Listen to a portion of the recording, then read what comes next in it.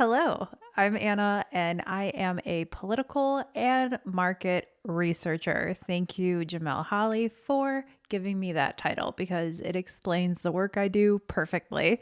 I don't like to say that I'm just a journalist because I feel like I do a lot of research, and I actually went to school for market research, which has turned into politics now.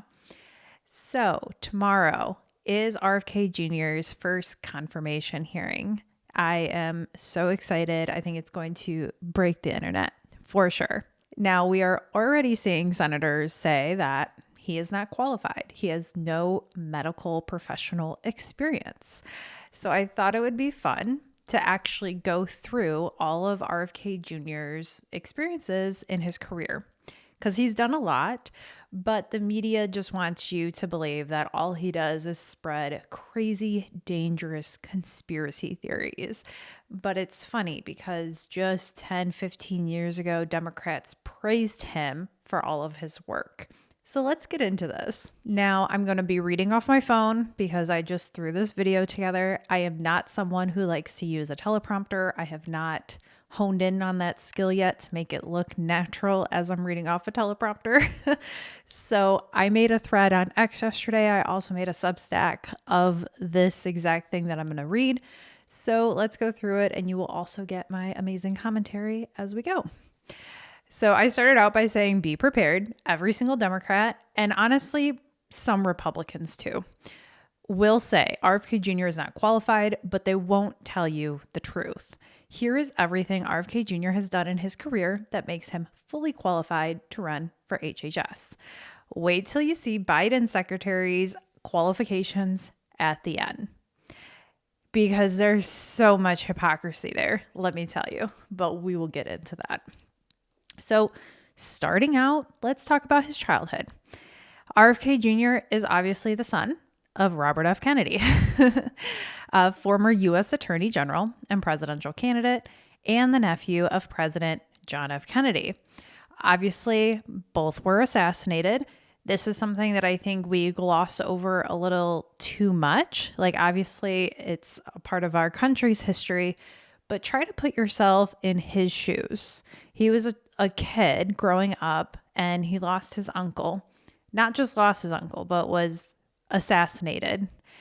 And that is something that was on repeat. People talk about still to this day. So he talks about how his family would turn on the TV and all they would be talking about is his uncle being assassinated and then his father, obviously.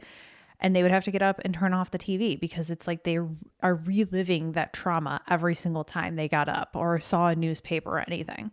So it's just, I just think that we gloss over that a little too much, but just imagine that was you that had to experience that. So something I didn't write about is, yeah, he had a history of drug use.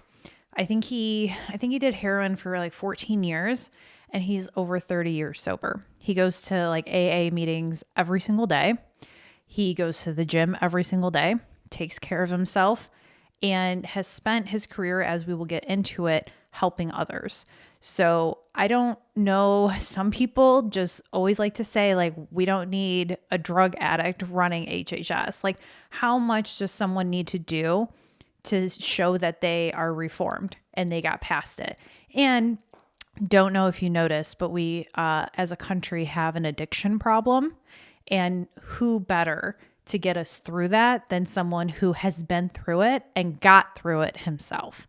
So I think that's really important to remember. Also, when he was growing up, he spent much of his time outdoors. He talks all the time that his family, his parents, whatever, would say, go out, don't come back. And they would go play with him and his siblings. And they often engaged in civil debates. He talks all the time that his parents would sit them at the dinner table and say, okay, let's debate over this topic. And he learned how to debate respectfully. And yeah, so moving on to his education. Kennedy attended Harvard University for his undergraduate studies.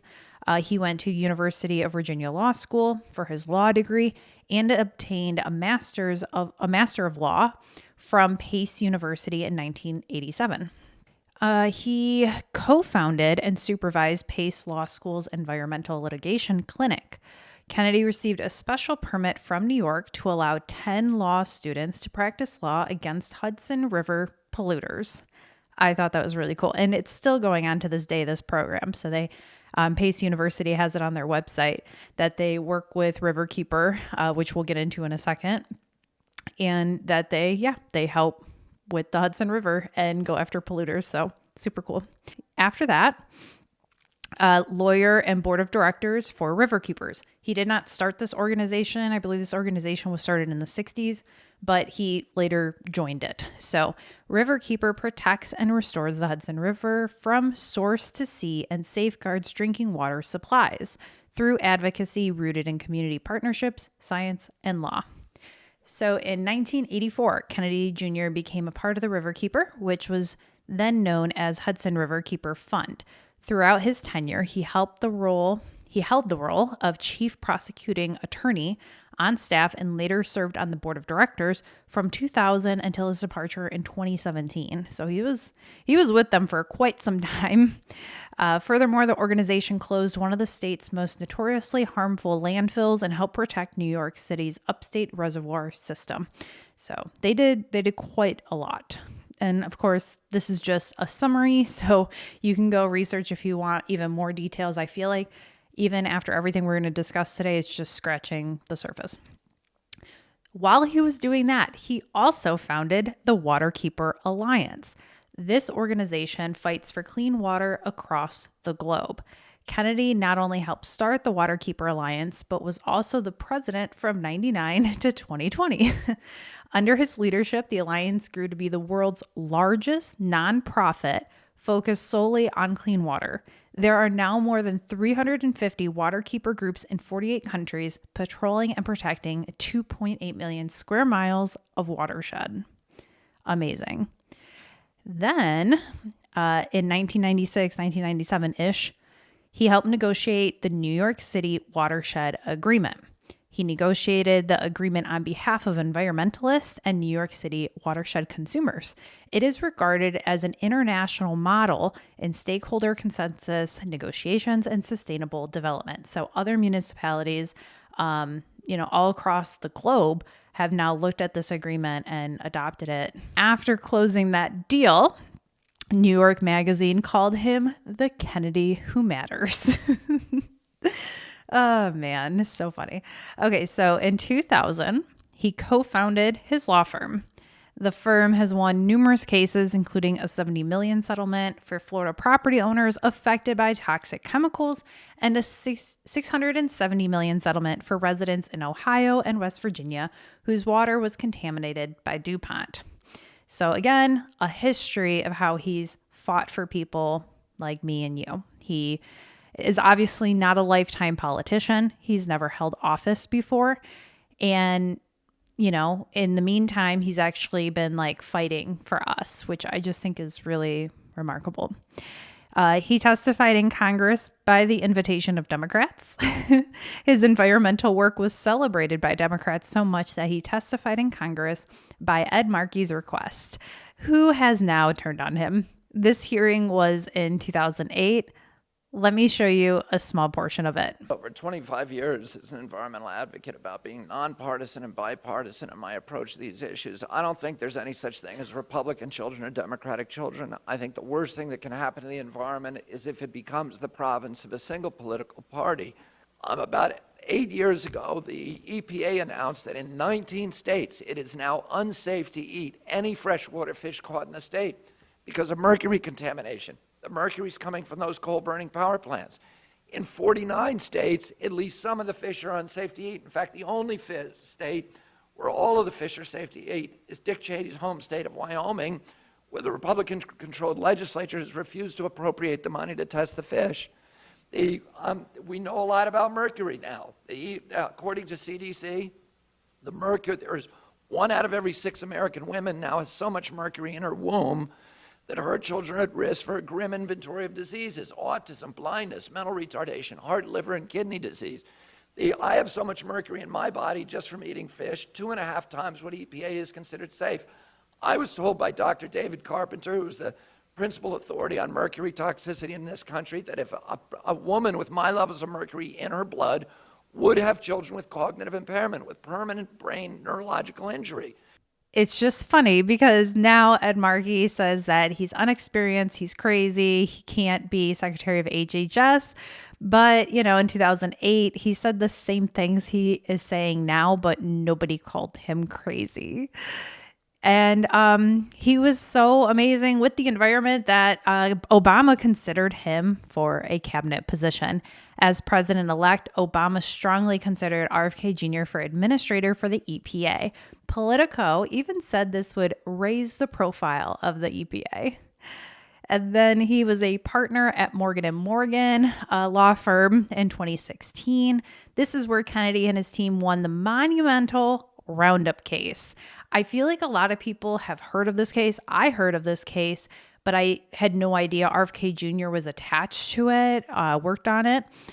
This secured a landmark $289 million verdict for a California groundskeeper who developed cancer due to exposure of Roundup.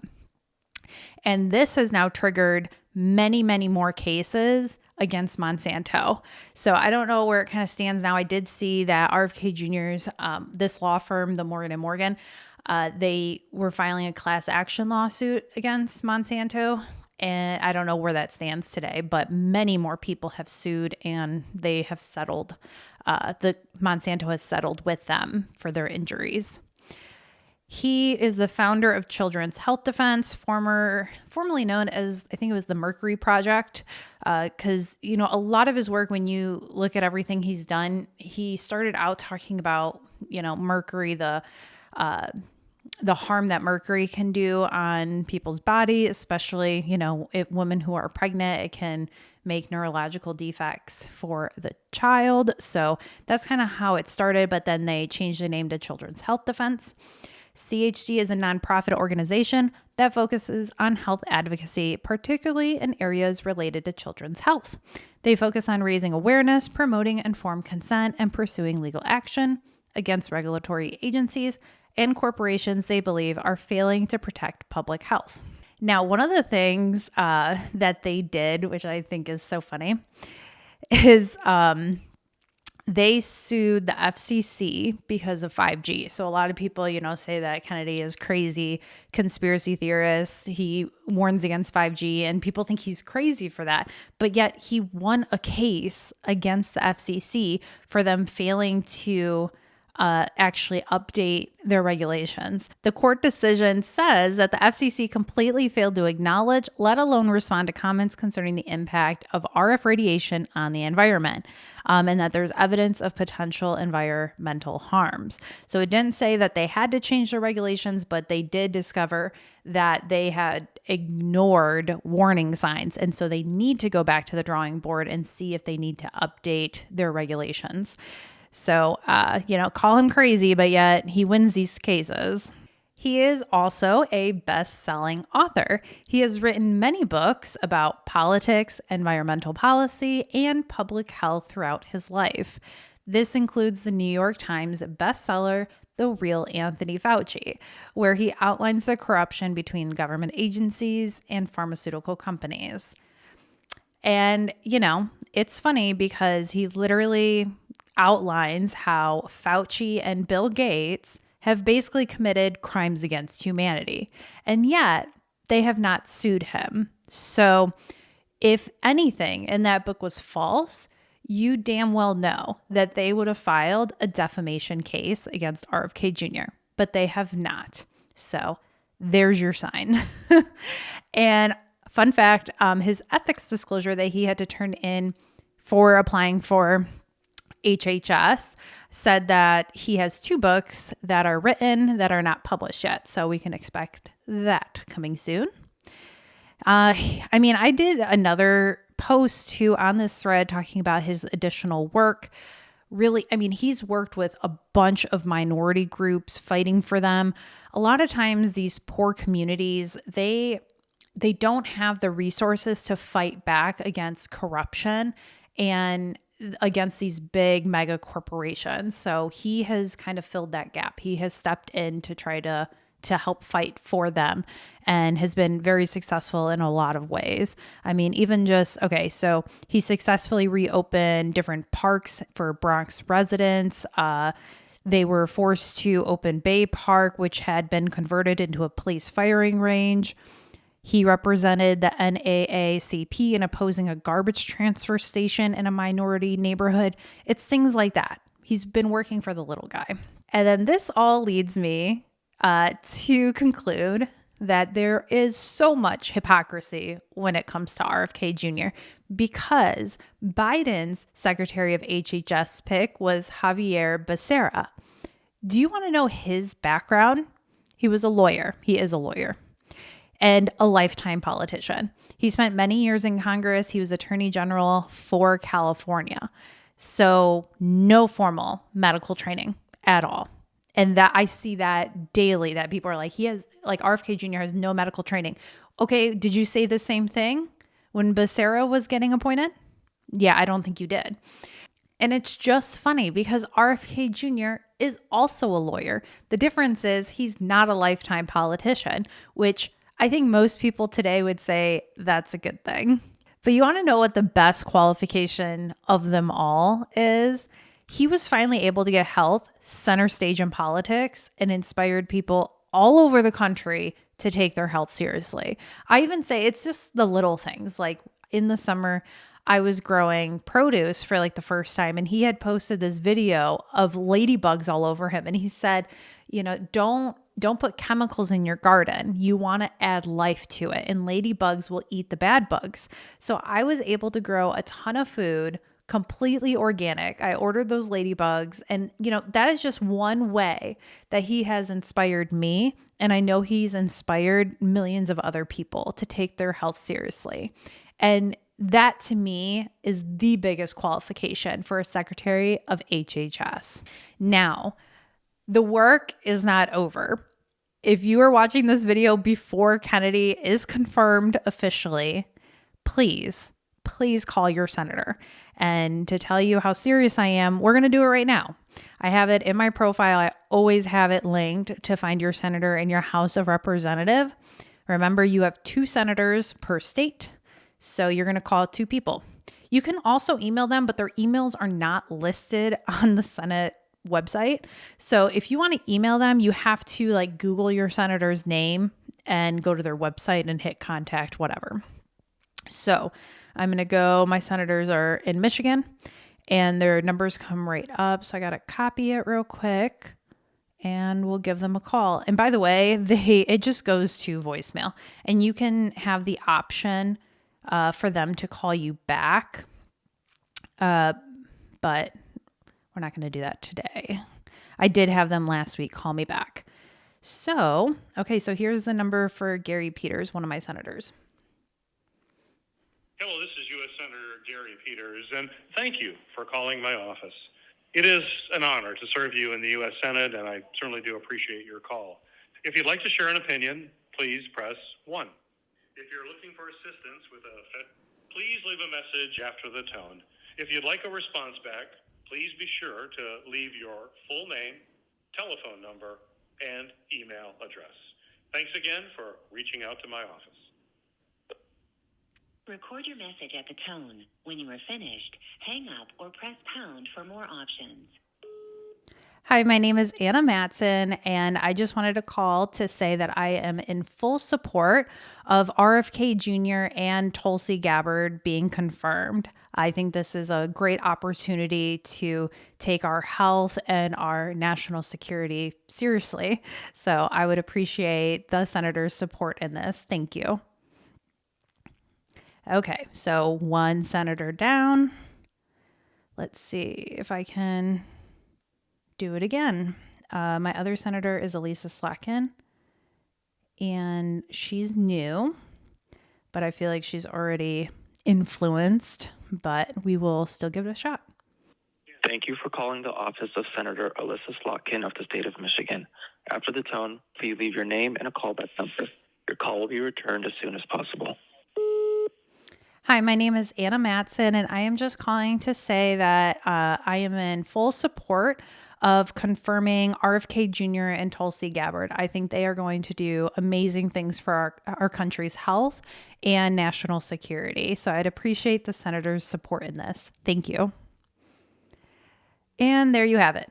I did it right while I was recording so we could experience this together. I'm not going to lie. The first time I called my senators, I was super nervous for some reason. I think it was because I was like recording myself. But after you do it once, it's nothing because it just goes to voicemail. So that's how you do it. It's not scary after you kind of know the process, but super easy. Like I said, you can have them call you back where you can actually like talk to a person. I don't know if one way is better or not. So, but thank you so much for listening. This is going to be a wild, wild week. Now you have all the tools to fight back when someone says that RFK Jr. is not qualified, because we know that he is. He has done so much in his career that has led him up to this moment. So thank you so much for watching. Now call your senators.